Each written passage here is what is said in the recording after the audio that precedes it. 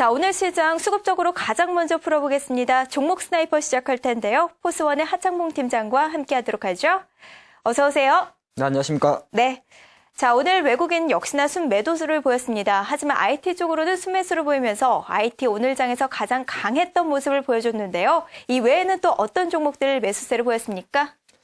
네, 오늘 전체적으로 외국인이 코스피에서는 매도세를 보였습니다만 그 내용적인 면에서 IT주로 사줬던 데 대해서는 사실 오늘 기관의 매수만큼이나 뜻있는 외국인의 매매였지 않나 보겠습니다.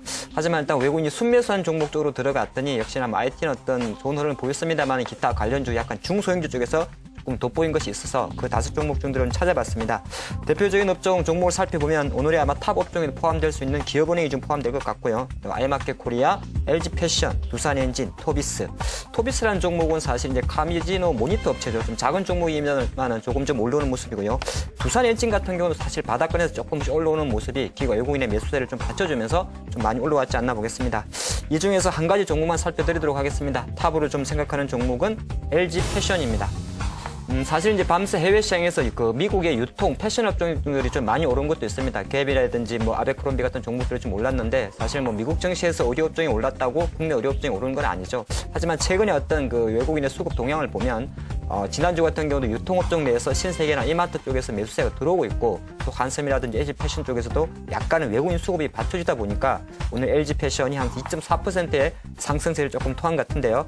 투자 의견 관점에서는 글쎄요, 저는 조금 제가 탑으로 뽑아봤습니다만은 일단 조금 그래도 낙폭 과대 측면에서 기술적 반등이지 않나 보겠고요. 잠깐 차트 보면 한번 사볼만 합니다. 사실은 왜 그러냐면 지금 LG 패션의 일봉 차트를 보고 계신데요. 사실 지난해 하반기 같은 게 실적 내수 경기 부진, 실적 쇼크 때문에 좀 많이 빠졌다가 최근 6개월 정도 보면 상당히 이거는 거의 잊혀진 종목이죠. 한 3만 원 밑에서 상당히 밑에 있었는데 최근 수급 동향을 조금 살펴보니까 역시나 외국인 매수를 기점으로 해서 계속 들어온다는 것이 한 바닥권 지지에 대한 매기세가 좀 들어왔지 않나 보겠고요. 투자 관점에서는 기술적 반등 수준으로만 보는 게 좋을 것 같습니다. 즉 보유 관점에서 조금 지켜봐 주시고요. 만약에 여기서 추가 상승 탄력을 받는다 그래도 기술적으로는 33,000원에 대한 저항 라인을 좀 갖고 있기 때문에 약간 낙폭 과대 관점 그리고 실적에 대한 기지 효과 관점에서는 LG 패션 접하기는 접하는데 수익률에 대한 눈높이는 조금 낮추시는 게 어떨까 싶은 그런 전략을 드리도록 하겠습니다. 오늘 금융주도 참 좋았죠. 기관의 매수가 몰렸기 때문인데요. 탑픽 종목 확인해 볼까요? 네, 오늘 오랜만에 기관이 확실히 3월 마지막 주에 접어드니까 좀 큰 일을 한 것 같습니다. 오늘 기관들이 순매수한 종목들이 대부분이 금융주가 많이 뽑혔는데요. 종목들 살펴드리면 우리금융, 증권주에서는 미래에셋증권, 현대산업, 건설주에서는 현대산업, 그리고 휴비스, 삼성전기 대부분의 큰 주식들은 워낙 오늘 시장에 가도가 됐기 때문에 이 5가지 종목 중에서 저는 한 가지 종목을 살펴드리겠는데 그 종목은 휴비스입니다. 실제적으로 약간 다른 종목을 한번 살펴드리도록 하는 건데요. 다른 금융주라든 증권주는 많이 매기가 알 것 같고요.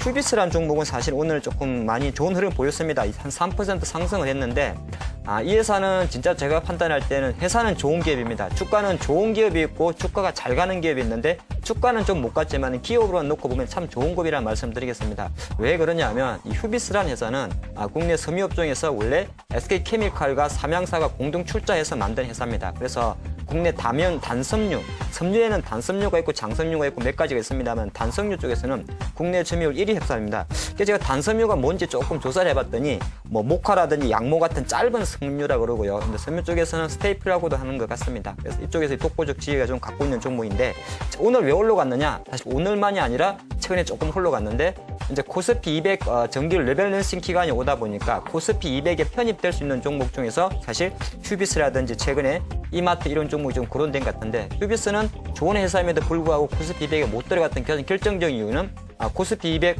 진입 조건에 상장 이후 1년이 지난 조건이 있습니다. 아직 1년이 조금 안 되다 보니까 그 흐름이 좀 나왔지 않나 보겠고요. 투자 관점에서는 차트 잠깐 보면서 말씀드리도록 하겠습니다. 실적에 대한 어떤 모멘텀도 남아 있습니다만 이 종목이 속해 있는 섹터 자체가 화학 섹터다 보니까 아무래도 좀 탄력은 받지 못한 것 같고요. 제가 주목하는 거는 지금 만 원대에서 올라오는 흐름은 실적에 대한 회복 기대감 그리고 코스피 200 편입 기대감도 있습니다만은 조금 조심해야 될 거는 저는 항상 중요하게 생각하는 게 공모가입니다.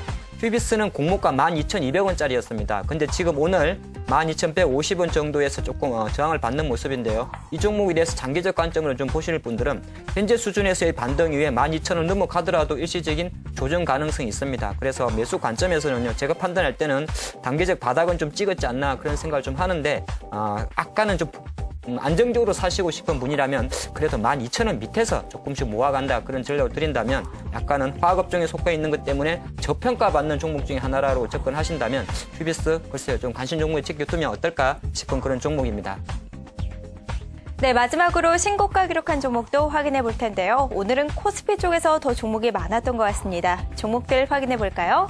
네, 오늘 신고가 종목을 제가 정리를 하면서 좀 대형주 중에서 한번 뽑아보려고 그랬는데 대형주는 그렇게 많지가 않네요. 왜냐하면 워낙 이제 장이 아직까지도 오늘 좀 올랐습니다만 불안한 것 같고요. 그래서 오늘 50주 신고가를 낸 종목들 한 5개 정도 살펴봤는데요.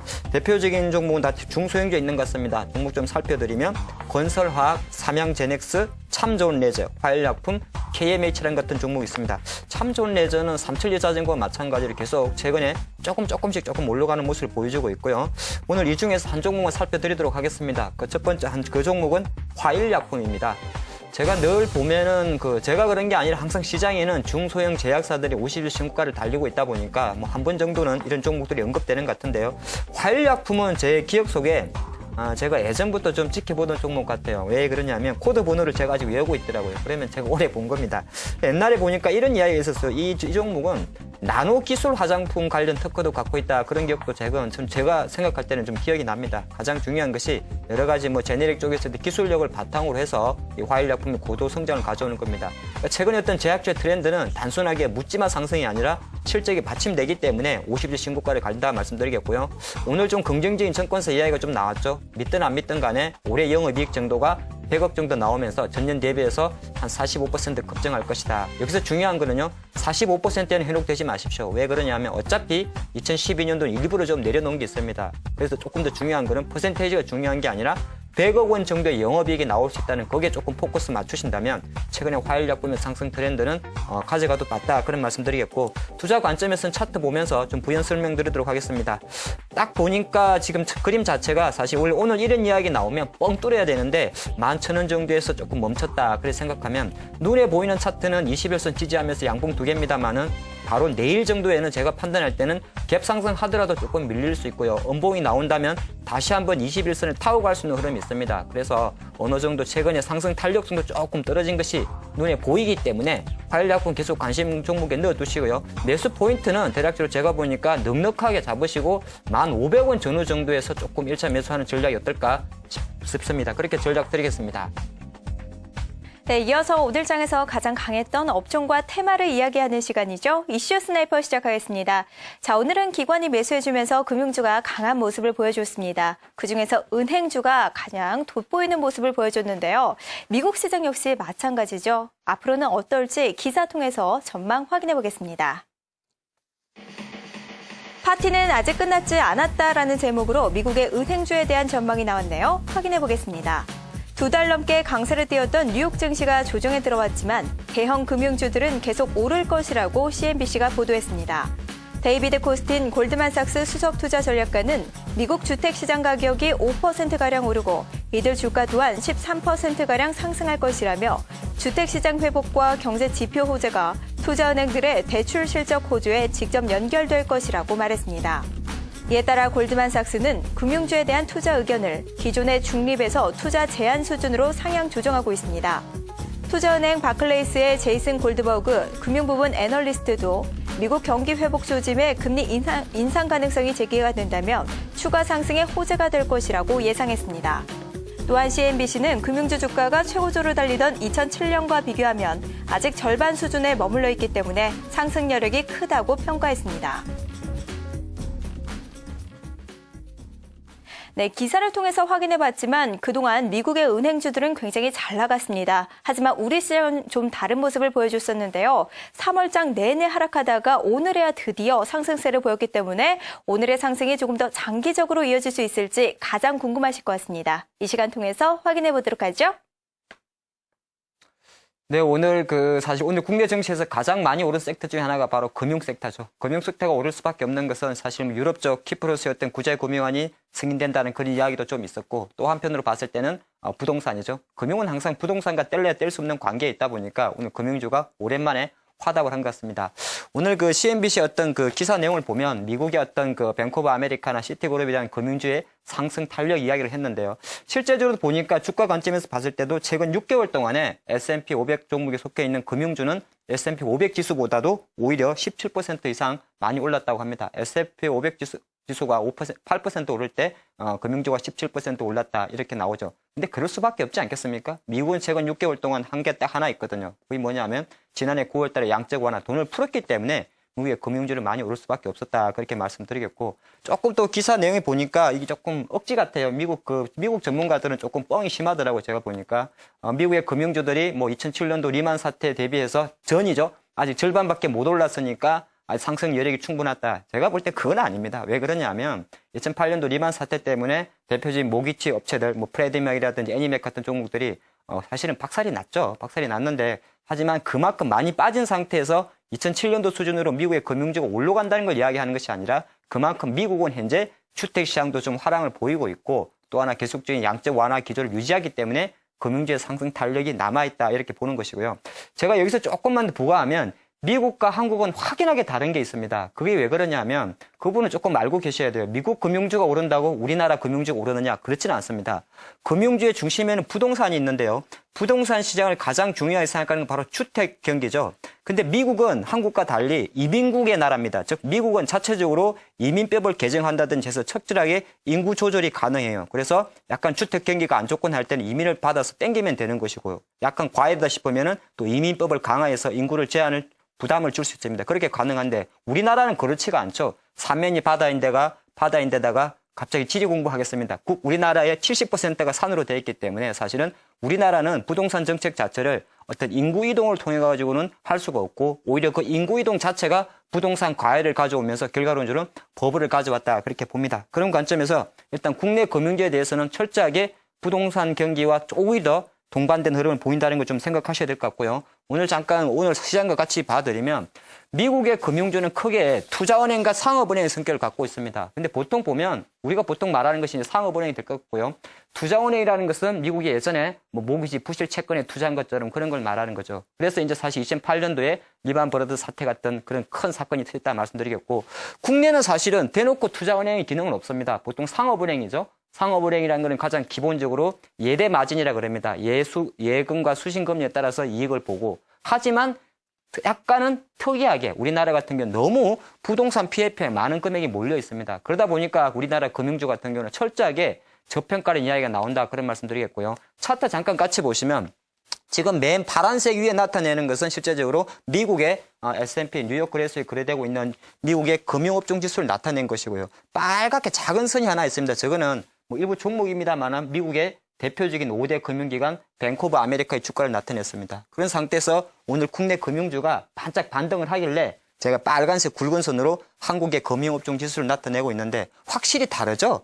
차트 전체적인 흐름을 보면 지금 국내 금융업종 지수가 밑에 있는 게 중요한 게 아니고요.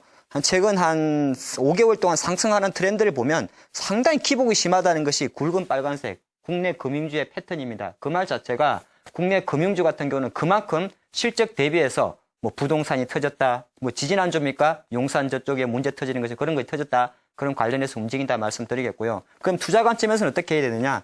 제가 늘 드리는 말씀이 국내 금융주 같은 경우는 종목마다 좀 다릅니다. 종목마다 좀 다르기 때문에 사실 5대 시중은행에 대해서는 뭐 KB금융지주라든지 신한지주가로는 좀 차별화된 흐름을 보이고 있죠. 하나금융주도 마찬가지고요. 그래서 자산 건전성 측면에서는 저는 항상 신한금융지주를 좀 탑픽으로 뽑고요. 투자 관점에서 봤을 때는 역시나 PF 리스크를 좀 작게 본다면 지난해 계속 강세를 보였던 지방은행주들 예를 들어서 DGB 금융지주나 BS 금융지주, 전북은행에 대한 관심 유의하다 그런 말씀드리겠고 조금 디테일하게 들어가면 지난주에도 한번 말씀드린 바와 마찬가지로 기업은행이죠. 그래서 결론적으로 국내 금융주를 투자하실 때는 기왕이면은 큰 국책은행, KB금융지주나 우리금융이나 하나금융지주에 대한 투자 접근보다는 지방은행주나 아니면 PF 리스크가 작은 섹터에 투자하는 것이 어떨까 싶은 그런 전략을 드리겠습니다.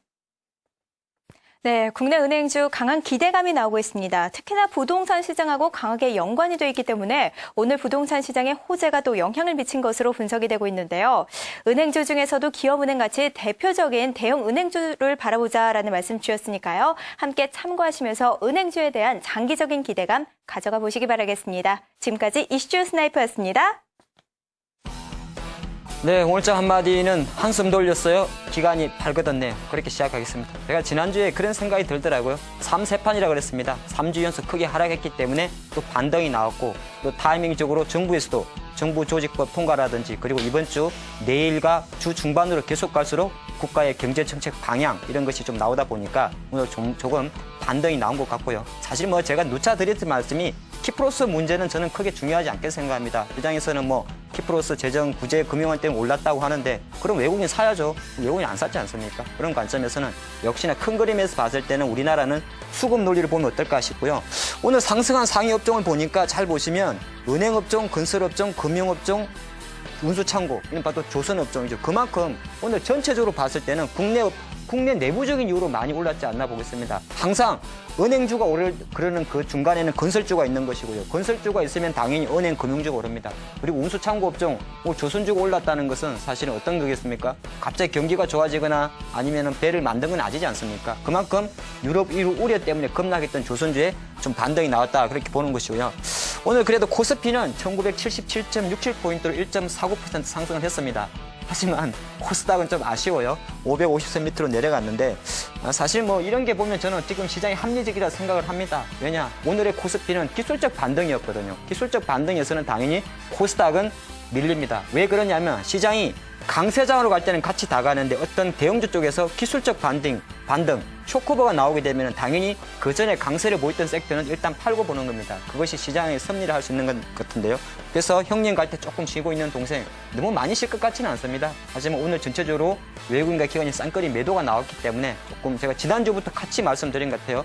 옥석 가리기 필요하다 그런 말씀드리겠고 일단은 가장 중요한 것은 오늘 기대감으로 많이 올랐던 건설이나 금융주가 이번 주 내내 강세를 보이기 위해서는 우리 국가에서도 사실 이제 앞으로 이번 주 내에 바로 내일부터가 될 것 같습니다. 경제정책 방향이나 10조 원 규모의 추경 예산 발표가 예상이 되는데요. 여기서 조금 더 가시적으로 단발적으로 오늘 나왔던 부동산 취득세 6월까지 연장 이 정도 갖고는 안 됩니다. 조금 더 임팩 있는 정부 정책이 나온다면 그런 기대감으로 일단은 그동안 낙폭 가드 섹터에서의 반등이 조금 나올 것 같고요. 전체적인 흐름은 코스피는 다시 한번 기술적 반등의 연장선에 들어갈 것 같습니다. 1950, 2000선 박스권에 들어갈 것 같고요.